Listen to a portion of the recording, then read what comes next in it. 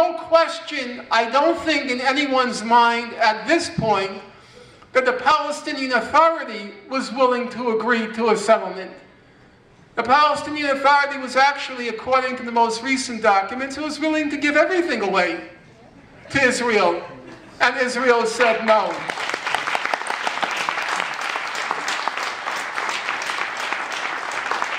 And Hamas has repeatedly said, it's prepared to resolve the conflict in the June '67 border. Some of you might say, well, how can you trust Hamas? Terrorists, murderers, unlike Israelis. How can you trust them? Well, the Financial Times, it said, if you think Hamas is bluffing, why don't you call their bluff? Why don't you say, okay, you say you're willing to... Their charter, calls for discussion. Why don't you call their bluff? Why don't you call their bluff? And their charter, and so does you have to let me finish, please. But the reason Israel doesn't call Hamas's bluff is because they know it's not a bluff. They don't want to settle the conflict on the June '67 border. Why won't they want to settle the conflict? Well, because yeah, but not in terms of international law. They want to settle it in terms that they like. Namely, they want to keep the land but not the people. Now, what was the second question? That the Israelis evacuated Gaza in August of 2005. Yeah, no, she's fine. She's fine. Yeah, fine.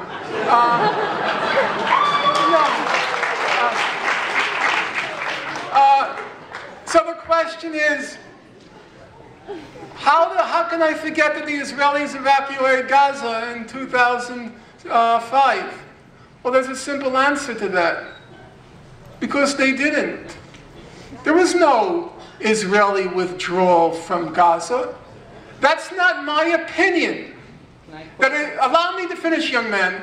That's not my opinion. That's the opinion of every human rights organization, that Israel did not end its occupation of Gaza in 2005 because it maintained control over what entered Gaza. It maintained control over who and what exited Gaza. It maintained control over Gaza's airspace. It maintained control over Gaza's territorial waters. It maintained control over Gaza's population registry.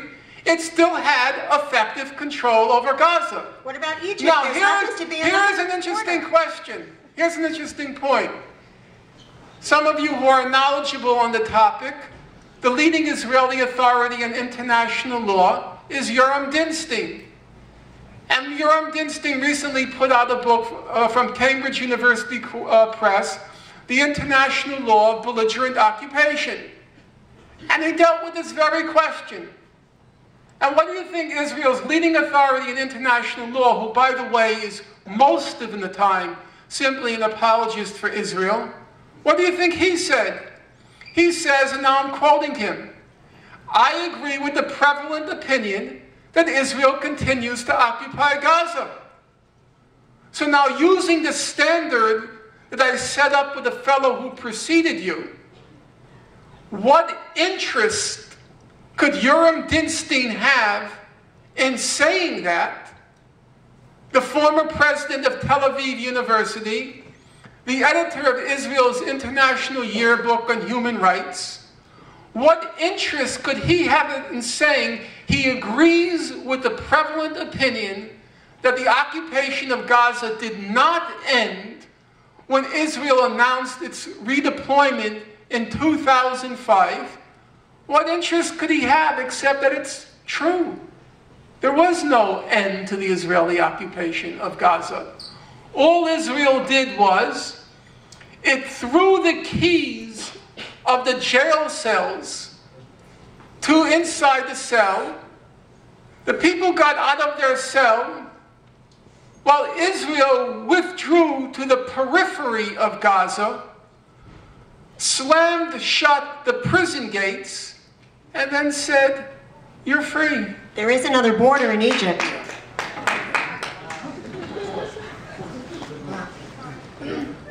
Can you hear me? Okay. My question is about what you talked earlier in your speech about Operation Cast Lead, or the Gaza War, call it what you will. And this is it. It's the IDF's policy to protect enemy civilians, often endangering its own soldiers to do so. For example, during the Operation Cast Lead, Israel dropped leaflets to warn the civilians of upcoming attacks, which took away the element of surprise. They called off airstrikes when there was reason to believe that Palestinian civilians would be endangered, and they sent soldiers on foot to specifically target terrorists, which put them in danger again.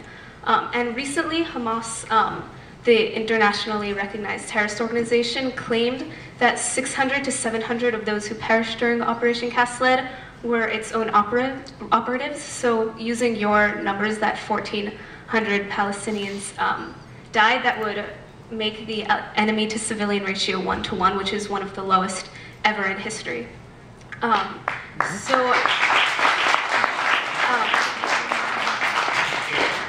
question to you is, how do you reconcile this information with your claim that Israel just wanted to harm civilians to prove a point to the Arab world? Okay.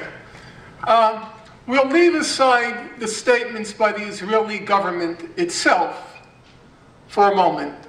So let's take Tzipi Livni's statement, the foreign minister at the time, who said that we went wild in Gaza because that's what I wanted to happen. The day after the attack, on January 19th, Tzipi Livni, the former foreign minister of Israel, now the head of the Kadima party, she went on Channel 10 News and she said, I demanded real hooliganism in Gaza, and that's what I did. That's what I got. We went wild. I demanded real hooliganism in Gaza. That's the foreign minister speaking. We'll leave aside all of the testimony of all the soldiers who said we blew up, destroyed, incinerated, and demolished everything in sight.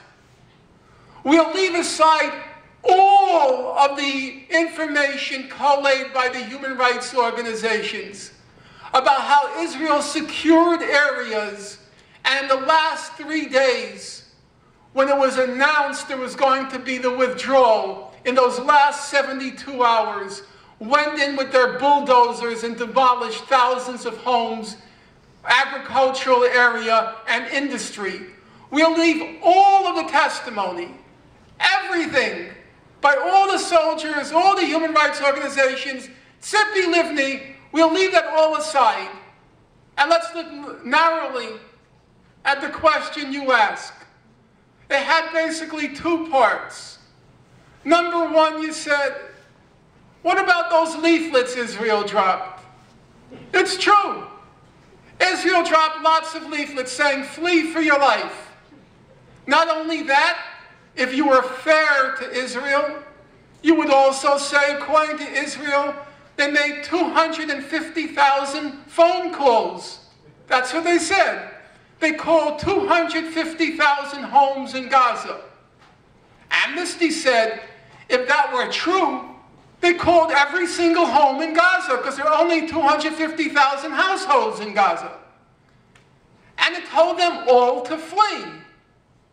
Well, isn't that impressive? Yes, it's very impressive.